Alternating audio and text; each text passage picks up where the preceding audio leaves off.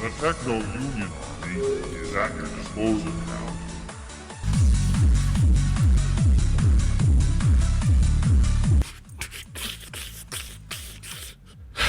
Man, this game is certainly keeping us busy now. Ladies and gentlemen, we just got confirmation of 2 brand new characters coming to Galaxy of Heroes with a little bit of info regarding them. No complete kit reveal just yet, but the 2 characters that are coming are going to be Wat Tambor and the Geonosian Brood Alpha. And these 2 characters are more specifically related to the Geonosis Territory Battle. There's an update on the whole Geonosis Territory Battle controversy regarding the guild requirements. We'll get to that. But the first thing we're going to talk about are these two characters right here, because they're basically going to have the same exact type of structure as we saw with Captain Han Solo, as well as Rebel Officer Leia Organa. So these characters will be launched alongside territory battles on Geonosis, similar to the Hawk map, as I said. Shards for one of the characters will be earnable from Geonosis Territory Battle, and the other will be needed to enter the special mission. Just like Hawk Territory Battles, you need Captain Han Solo in order to participate to get Rebel Officer Leia Organa, and just like how you need Stark in order to get the Imperial Probe Droid for the Darkside Territory Battles. So this video is mainly to give you guys the heads up that this is coming soon. They're going to share their kit as well as gameplay soon. I'm guessing this is probably a part of the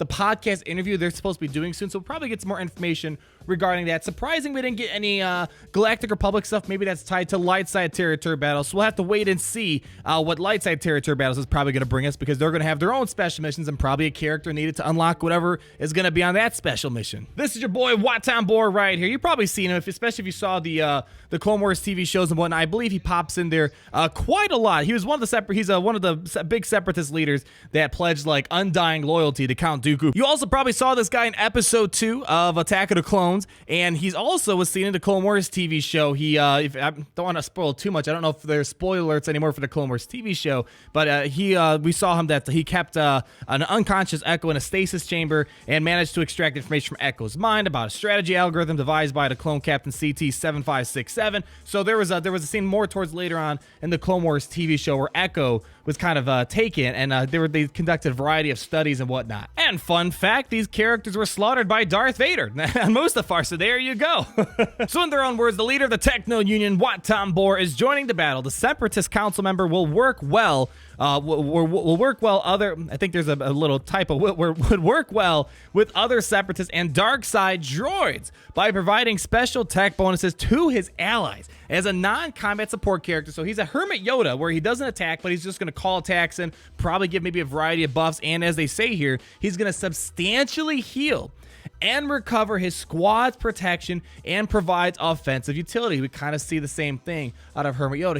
He ups the damage output on his team, but he also does a lot of healing. He also gives foresight and whatnot. And Wat Tambor, he's going to be farmed exclusively on the Geonosian Territory Battle special mission. So he's basically the equivalent of Imperial Probe Droid as well as Rebel Officer Leia Organa. I'm really curious to see how Wat Tambor is going to fit in this whole picture. We'll look at the Separatists in a moment, but they're putting an emphasis on Darkside droid. So will he maybe be that 5th slot character for General Grievous' team? Right now, we're liking how Nute Gunray's fitting in General Grievous' team. Maybe Wat Tambor is going to be even better, having the B1 heals as well as the Wat Tambor heals. That could make the General Grievous team super durable. And then you could save Nute Gunray for his own team that we've been kind of playing around with recently. And then we got the Geonosian Brood Alpha, probably just going to be a generic unit. It's going to be a leader for the Geonosians. And fun fact, there's only 4 Geonosians right now, so this will finally give us a complete Geonosian team, and he's going to be a veteran of many fierce battles. The Geonosian Brood Alpha is a powerful leader for the Geonosian faction that can summon Geonosian brutes into battle alongside him while providing some big boost to his bug allies. So he's going to kind of call minions. And so is this going to be like, maybe you're going to have a set of 5 Separatists, your 5 Geonosians, but you're also going to get like a 6 bonus unit that kind of comes in? It'll be interesting to see how that works. There's going to be a new buff with this Geonosian Brood as well. The new Hive Mind buff from Geonosian Brood Alpha sustains the team through heavy burst damage by constantly equalizing health and protection among his allies. A very unique unique concept. I need to see how that actually works in action. Do bursts mean like stacks of courage, for example, or let's say Commander Luke Skywalker ultimate mega punches they're putting out? Wonder exactly what heavy burst is pertaining to, but this opens up a lot of opportunities because right now Geonosians, kind of like clones that we're just starting to see of Shaak Ti, there's really not a lot of use for Geonosians right now unless you want to put together a weird new gunray team, for example. But an actual dedicated Geonosian leader,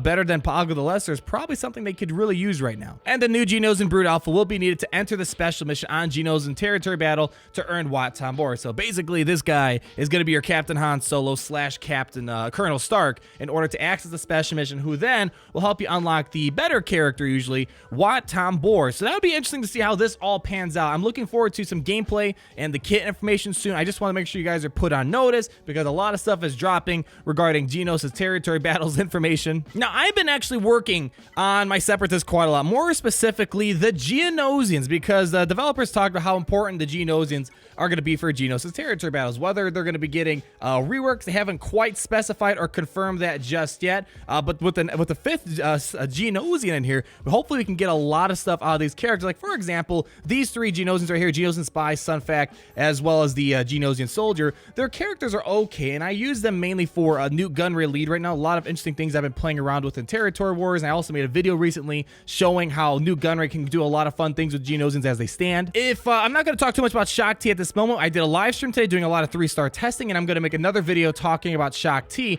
And with Shaak Ti, brings a lot to these unreworked clones, and I don't know exactly if they're going to be bringing Zetas and extra clone reworks for these clones that we have in the game, because still, even though we're getting some fun stuff, there are things that need to be updated with these characters, as I'm seeing, even doing a 3-hour testing with Shaak Ti right now. It could be very well that the Geonosian Brood is going to probably be something very similar to how Shaak Ti is operating, where she's a brand new character, provides a lot of buffs. As we're seeing, they're going to be doing a lot of health to protection equalization. It could be like the same type of thing where they make a really good leader but don't rework the rest of the squad. I hope that's not the case. Reworking faction and all these characters would be a lot more preferable, and getting a good leader with them, in my opinion. It'll be interesting to see how Wat Tambor fits this. I already have the assumption that the Geonosian Alpha Brood is going to be solely for Geonosians, as they kind of talk about, mostly for the Geonosian faction. Wat Tambor, we have a couple things going on. We have 3 Separatist leaders right now that are really only that are worth it. General Grievous is the best Separatist team right now, and then Nute Gunray, in my opinion, is the second best, and then Count Dooku, we've done some videos on him. Haven't seen too much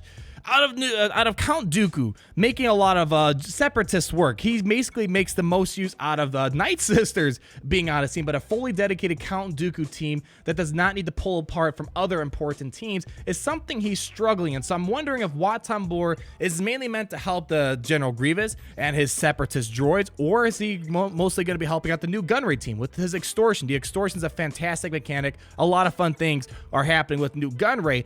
So I'm kind of curious where Wat Tambor is going to fit in all this. Maybe he's more designed for Count Dooku, Wat Tambor, than some Separatist droids, because Wat Tambor pledged his allegiance to Count Dooku. Will be really interesting to see how that all pans out. Again, it's all speculation as to what it's going to be until we finally actually see the kit. But overall, the Separatists are turning into a pretty formidable faction, and hopefully we're going to get a lot of diversity in terms of leadership, so you can create 2 or 3 teams potentially out of this faction. So stay tuned for kit information. I probably bet maybe in the next 24 hours we'll get it before this weekend hits, after that whole podcast thing gets released sometime tomorrow, which I will cover. Make sure you guys get the highlights and you guys know that you're not missing any important information. The next thing I got to follow up on is this Darkside Territory Battle requirement for Geonosis that they kind of stated. If you guys didn't see the whole gist of it, yesterday I put out a video when this post came live, basically saying if you're a guild that's under 80 million GP, you won't be eligible to participate in the Geonosis Territory Battles, which means you won't be able to get those characters like Wat Tambor, get the new rewards tied to the Gear 12, the Gear 12 finishers. They get the Gear 13, and all the other stuff in between that comes with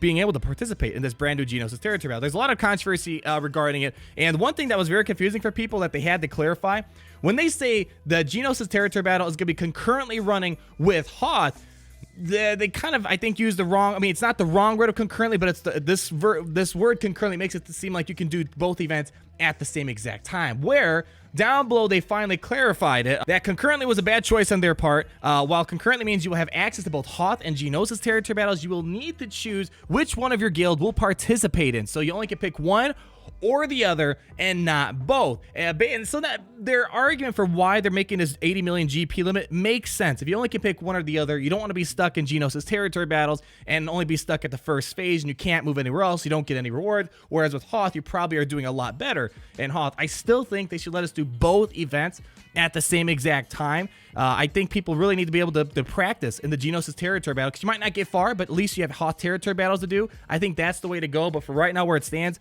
their sole goal right now is to have you pick one or the other, put all of your eggs in one basket, and I think they should honestly reconsider that. But at least now this whole idea makes a bit sense why they're putting an 80 million GP limit or a requirement before you can get in. Can people still receive guild event tokens from Geonosis? So if you forego Hoth, are you still going to be able to get good rewards in Geonosis Territory Battles? Because the thing is, if you get worse rewards in Geonosis Territory Battles or you're not getting as much, people are going to be upset that they have to give up Hoth, because Hoth, you're going to get really good rewards because most likely a lot of people can complete all the phases, whereas Geonosis Territory Battles, you might be stuck at the first two phases and not get good rewards. People don't know if you're going to get like both Territory Battle rewards at the same time, or you're only going to get very little. A lot up in the air right now. Players would be able to get guild event tokens as well as the Mark II pieces from Geonosis. So those players that are pursuing Hermit Yoda, Wampa, and all the other goodies, Darth Malik, I'm on that Darth Malik grind still, will get guild event tokens in the store and make progress to them, while also making progress on the Geonosis goodies. So you'll be able to still get your guild event tokens in case you're wondering, but still I need to know how many crystals you're going to be issued, because imagine you give up Hoth Territory Battles and all of a sudden you're not going to get as many crystals as Hoth Territory Battles, because Geonosis is going to be a bit difficult. And they kind of briefly talk about that issue I brought up. They were seeing a lot of concerns about why only one territory battle can be selected at a time. They said that I'll offer that this decision didn't come lightly in the studio, and that we considered a lot of different options through all of our planning that just made the most sense given the variety of different players and play styles in the game. We want to give guilds who have mastered Hoth something to really challenge their strong rosters, while also giving other guilds incentives to work harder, building their rosters. I don't know if I 100% buy that. The Hoth Territory Battles, for me at least in my guild, and for a lot of others, isn't that big of a difficulty anymore, so it's pretty easy to go in there, auto your Darkside Territory Battles, auto your Lightside Territory Battles, and call it a day. And then you have some other stuff you could do in Geonosis Territory Battles. That'd be nice if you can have both at the same exact time, get a lot of rewards. I have a feeling that maybe one of the reasons to stop this probably was they were worried about time, people complaining that there's too much to do in the game. There was a time where people were complaining about that when Territory Battles first came around and a bunch of other stuff. And the other thing that I could probably speculate too is that maybe they just don't want people getting that many rewards. A lot of crystals, maybe getting 1,400 crystals from 2 Territory Battles is something they don't want you getting, for example. That's just speculation, but I would personally love having as much PvE content in the game to consume and farm a lot of good stuff out of. That's my opinion, but it seems like they're kind of final with you having to pick one or the other territory battle. Again, as always, comment down below on your guys' thoughts. I'm very certain that the developers are in these videos, reading the comments, reading your guys' feedback and your opinions, so they can kind of get a sentiment, at least with how my audience is reacting to this news. A lot of stuff that's been happening in the game right now. I can't wait to give you guys more of a final thought, or a final initial impressions, I guess, of Shakti. Really fun character. It's fun seeing clones in action. We'll talk more about that soon. Like if you did enjoy it, comment down below, and be sure to subscribe so you're not missing a thing. And we'll talk again very, very soon. Peace out, guys.